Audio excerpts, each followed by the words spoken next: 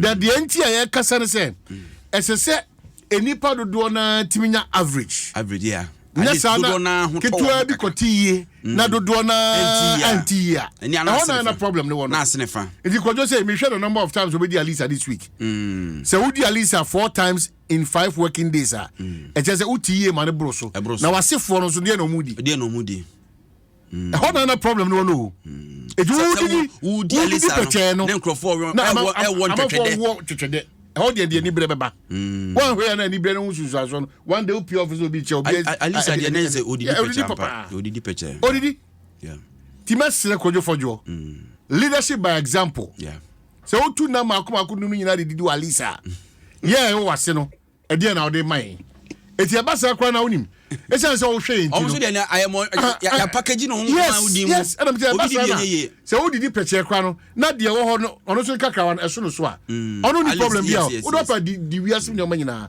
ba kojo fojo ntimi ni 5 days e wa Alisa na ye guase o ba bia ase adwuma ne yenye na ono nka de ne yenye empenifo so say edidi agya ni mu na chop lefa e dey bring from face chop lefa e dey bring from face edidi ja ani mu na nam Kwabena bro fu we dey say this will be a chop lefa e dey bring from face eno ne edidi agya ni mu na nam edidi ja ani mu na nam so ebi na akopiama ene kojo for John Coffee SMC o say for contractors eno o makopie wo single man contractors single man for o makopie o brache bedwemi abo bia omzo ma sem no o ma bre minia say obi ododo kwan ho so na bind ne ka enye say since 2018 man ka say obi ododo kwan ho eye contractor for mu yie efise ye monte so ne gatemu no say san kofo no ne akwante pose no so mu ni wa yewu eno kre eti meme how ne say se sikano kra na sebe bi ni ho from 2018 to 2022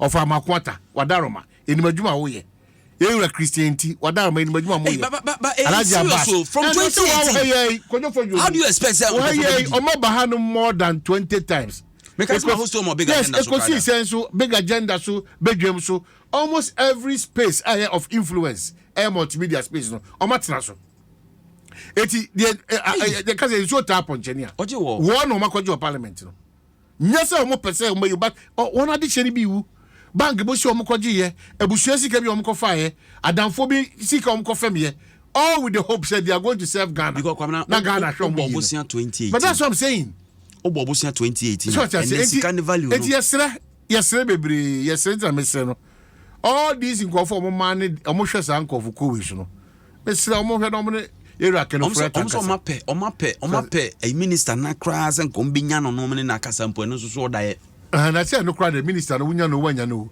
usika de say de yedema and the open kra me who minister for the next 20 years so usika possible do why do you need a minister pay minister because ebia omapema emfa so at I'll urge the SMC contractors say omakodu machine dwemi de megiri say enchebia because the enti omani asa bremeje di ni say ene bro nya bosume na anya ade ye wura obi a ode ne ka bia no wanya no nyina akra ma na obehwe anim say obepe kakra de e bia ma no wonso ma wo fase onananom unia binimu nkofo binimu apese oyo ma doye wankasa so pese odidi na o sha atade baka kana timi consider kakra enti abanya all these considerations we know say the times that we are in are a bit tough in fact very tough a bit tough but aban to tunu nyoma yi at least 2018 o dey basic 2020 but that's what aban to tunu nyoma yi if ye 9 na entimi mu because you can say obi enu abetima adwuma if ye 9 if bosumi miensa kra de kwaba in fact bosumi mienu and then come na 7 December so what I say the two account and 7 but that's what I'm saying and Kofosi Kasa but that's what I'm saying that it comes and the problem can say pa it's era we dey menko dwan to na dan kwaku fado the minimum say me fancy finance just na entu na nado ana me fan kosi free maso chief of staff yeah for chief e so mu da ho chief of staff over time yeah bata sometimes chief of staff office usually how dem dey mu ada ododo so e mu nya din na chief of staff we say William say mu hwi sa e mu da ododo ka ope kwadwo mpiani dey maybe there should be a certain you know chief of staff we dey as e mu da ododo minim se kojo fojo mo na mo ma me no mo minim so ya we say na 7 December me ya we say bibia no me na kai me Maybe Ghana here some. Me be no amena kai me. The here ba ko na maka cho SMC for market. The tosu biem no and no fall apart so far in crime. Na mixer Accra me na. What a central business na okwohwe nwura bola ya yegu a. Circle ye ebu first. Me twa bebre me say minimum how and when we are going to solve this problem. The cleanest city in Africa now, MVC. No, minimum how I ever solve problem we. Minimum how I ever solve a problem we. And because and so just 10 meters away, no, Obi ton watch you. Obi ton kuku. Cast no trotro for no wawa for omu chifa ballers, omu tiny fat ballers, pechen gu kwano so. Even the home ya home crano, and ya home cat.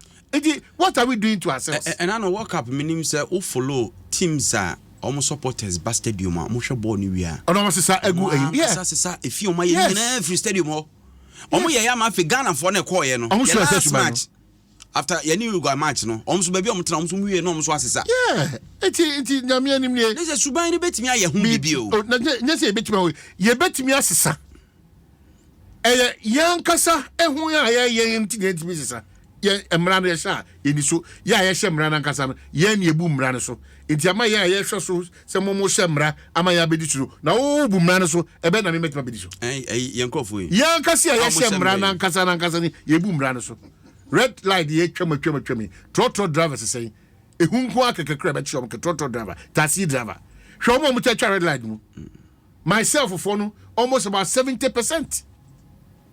A very very important. Ya nim di wo man we mu no ye kra ne amfa mra ne nyehwe etide bia mra na chi bojwa for trotro driver taxi driver moto dispatch on ne abra okwa kopeka credit 5 cities dey no omo sam kofo na mra ne chichi sa entumenso an baabi a ehere eno ne asem no but one man tuma anshan baabi a edi aman tuma no baabi a ye hwan ne hu say awe ma bras na mi hwan de bia do man be hasa ya hye mra mrano ekodu ampofoje hope na agba atra ampofoje even though ampofoje afom na ampofoje afa no wadi and only a problem level of indiscipline, level of dishonesty, level of greed ye mra ne ye nhwehwe animu mra ne ye nhwehwe animu mrano selective, very selective okoya kojo fojo momusu amre beba be kanse be brachro emra be bri wo de kura wo yet a certain level kura e ho mra wo obi kan kasa kura wo kasa tra a certain level e ho mra wo tro die o kasa di tro e ho mra wo no uwia Ghana sika e ho mra wo odi obi atema e ho mra wo no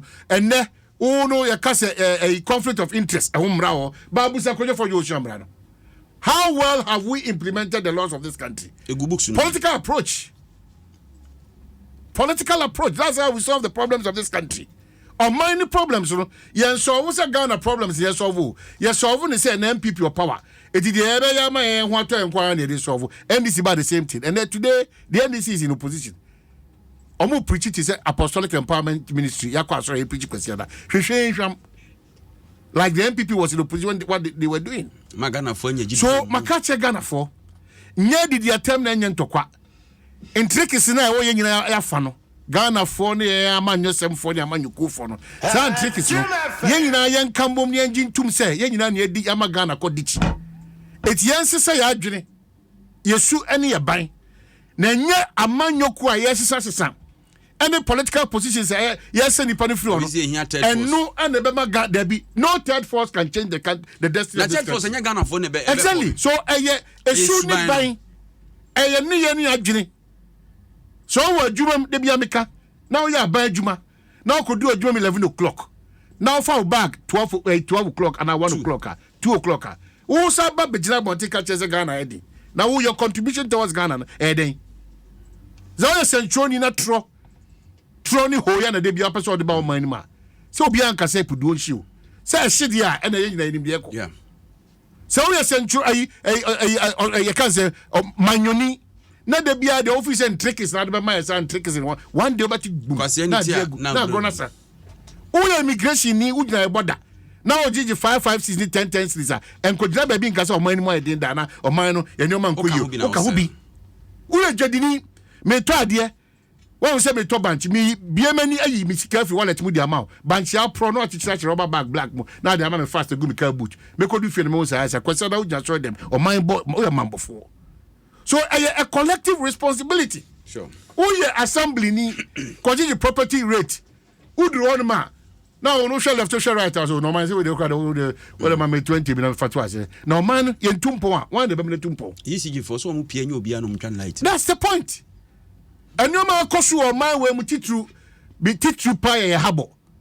How well have we even solved that problem where habo in terms of security free oba enyunu go amanfo botum? How well have we solved that problem? Because we continue to be beneficiaries of that corrupt system. Yan consistent skana ko go be agana futu debi yan kasa bribia ye pesi kanadi. So until those reflections never reflect, I be jina so reflect exercise had afebeko every 1992 debiana afi we economy Ghana for yesre yesuni ye ban ni aswe oath ni akeka nsema kese a 2022 na me chair 31st ye ko huru nse o ebonsa bi ba eno asa su Ghana se be boss na che. Yes, eno na ye ko se su ban na ye ko 2023 mu and we are expecting a change. It will not happen. Budget no so ya atum. It will not happen. It will not happen. On my say no be a person manyuni. To the doctors, the journalists, the engineers, the teachers, everybody is shifting to be a politician. Adentia. Ade. Say no na. Ade. That's the danger we are facing in this country now. Unya political appointment na Kwabena Asante na bush for you no bush.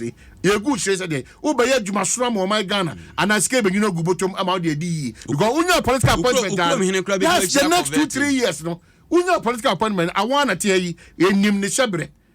As we speak now, I wanna the enim nyina say na Japan nyina say wato down wato asase wa Transako.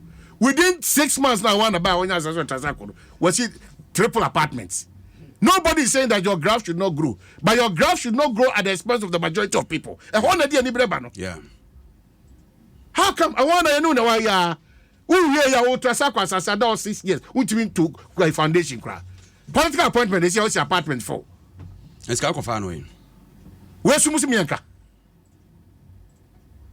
Kwabena minim say o ambition na o man ade e be me na ye no. Well, my ambition is say yeah.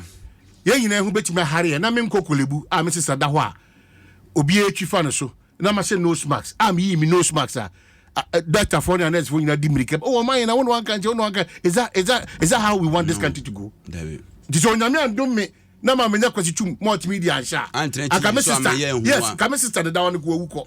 How many people will get the opportunity and privilege that I have? That is the Ghana we all have to strive to build.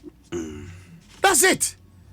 Na me fa wentwam apostle for so yesimu nyina mia na kase mo contract moto so emia mobile phones na mo yes mo ni nkomo almost cry enka foforo fo ya being basically majority of nothing. Omo phone no mo jejina so saa no mo tete moto so no mo di nkoma vigilance se bibi e ko chew bibi be si enti de do ko dina mia ene na ma for yes mia na ma for de bibi am di agro posi phone be kolom titi omo saa legon honum na saa how the frost o ko omo titi mo do omo police for boys and girls in grand crowd omo didi nkomo saa phones no omo hwe omo phones omo gi ebiri mo gigi numbers for kwan saa oh please oh tu kwan kwa abucha on se police in advantage point o je wana kuta phones no ono ye call no ono je wana o ese no ese o ni su biri wana David na ni su biri oya papa oya fa asase etusi krukru a etwa no ho abiribia kwaso aba besi na chi nti o dwene papa e de besia